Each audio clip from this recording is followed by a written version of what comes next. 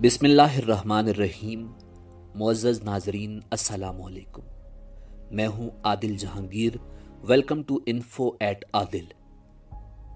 नाज़रीन, Vasco day gamma का नाम सुनते ही जहन में एक सयाह यानी टूरिस्ट का तस्वुर उभरता है, जबकि ऐसा नहीं है। अगर आपका ताल्लुक हिंदुस्तान से है तो आज की वीडियो आपको हैरत में मुब्तला कर देगी। नाज़रीन, वास्को डे गामा सिर्फ टूरिस्ट यानी सयाह ही नहीं, बल्कि वो तारीख में अपने सियाह करतूतों की वजह से भी जाना जाता है। नाज़रीन, बुनियादी तौर पर वो एक सेलर यानी कश्ती या बहरी जहाज चलाने वाला शख्स था।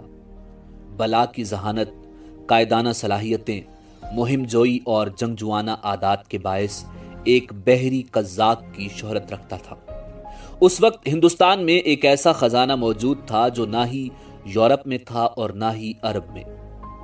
सब हिंदुस्तान के उस खजाने को हासिल करना चाहते थे।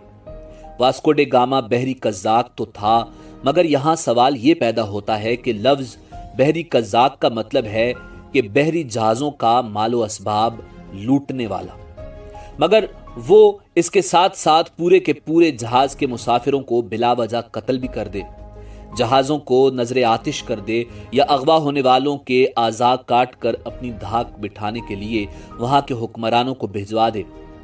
अगर लूटने के दौरान लड़ाई की सूरत में ऐसा हो तो इस तरह का गैर इंसानी फेल किसी हद तक समझ में आता है, मगर मालो असबाब हासिल कर लेने के बाद भी इस फेल को बहरी कज़्ज़ाक नहीं बल्कि बहरी दहशतगर्द कहना ज्यादा मौजू रहेगा।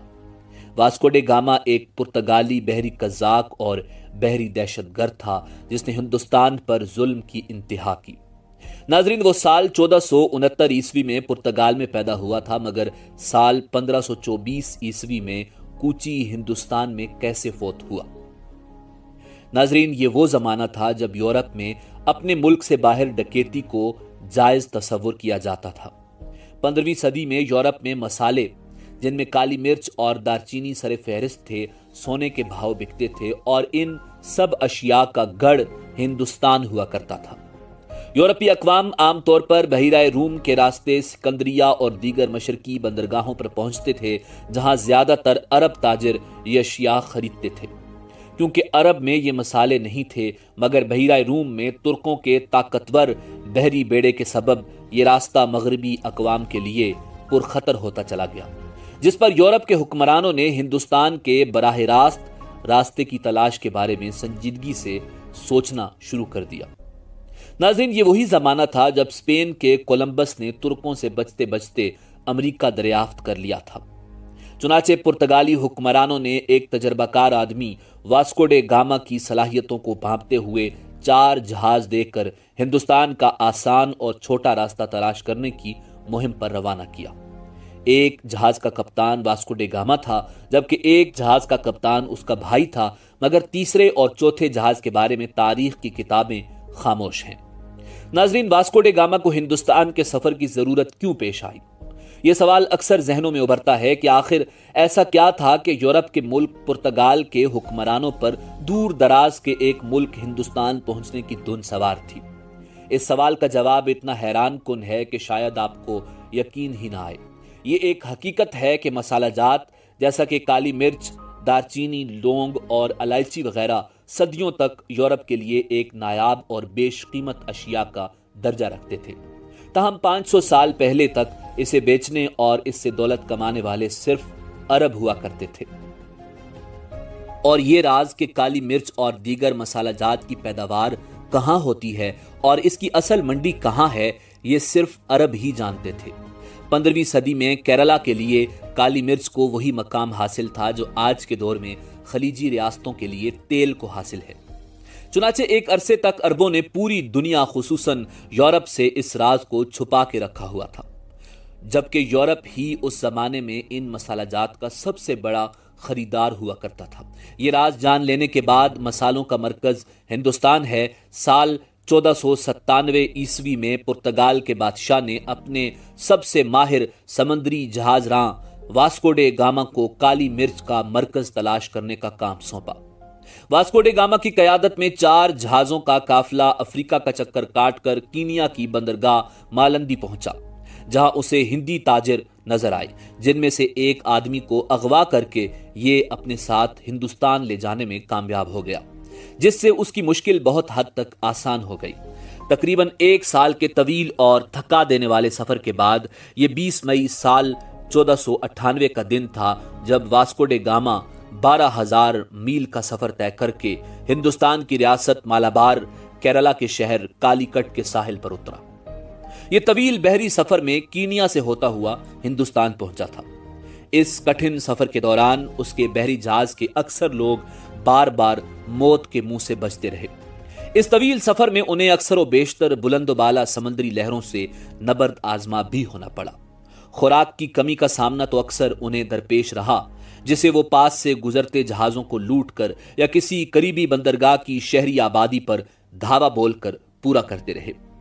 इस तवील सफर के दौरान उसे अक्सर अपने साथियों से बीमारी के हमलों या बेरहम समंदरी तूफानी लहरों की वजह से हाथ भी धोना पड़े।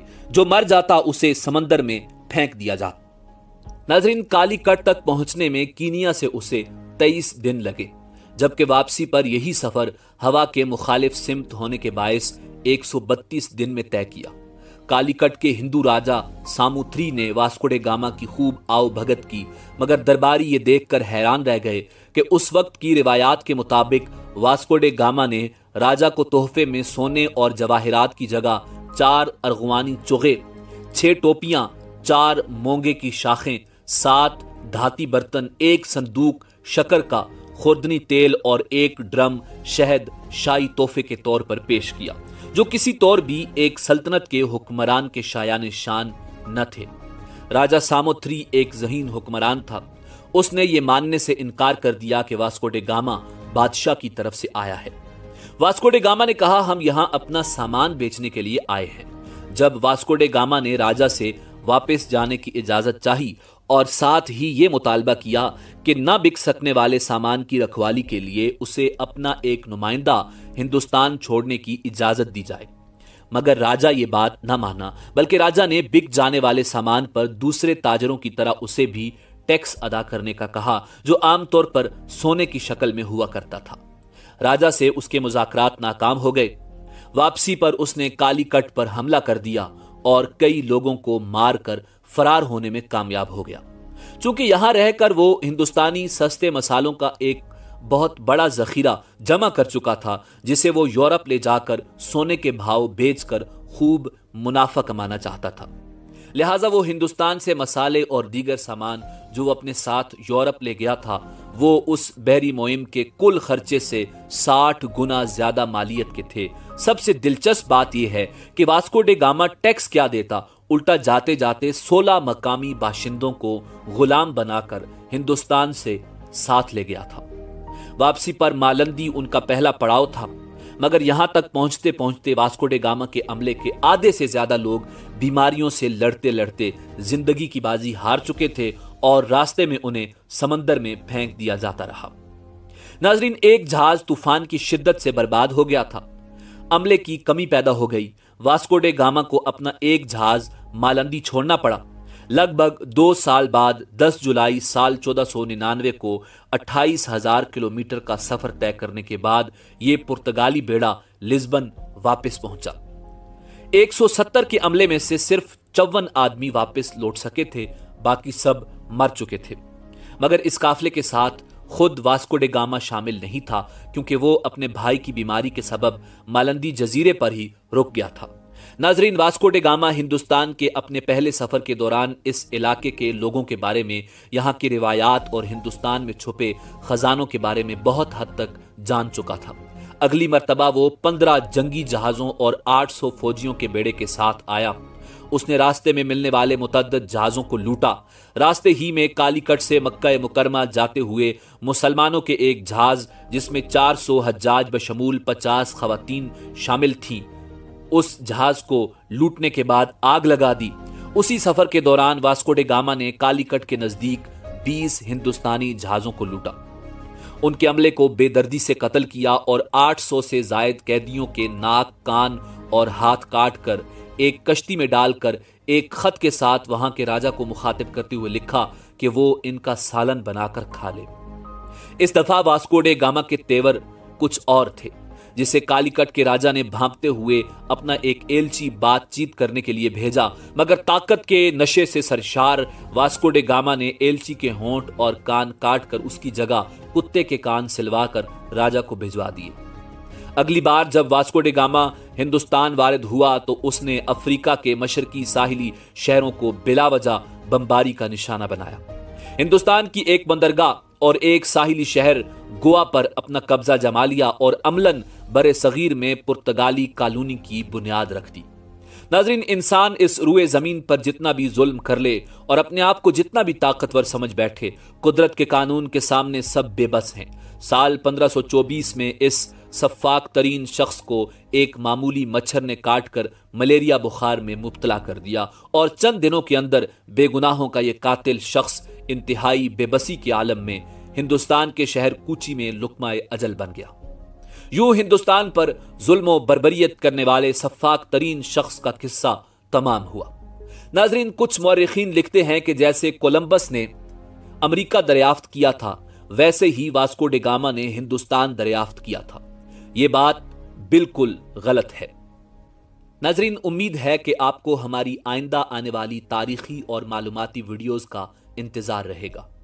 इजाजत दीजिए। अल्लाह रब्बुल इज्जत आपका हामी और नासिर हो।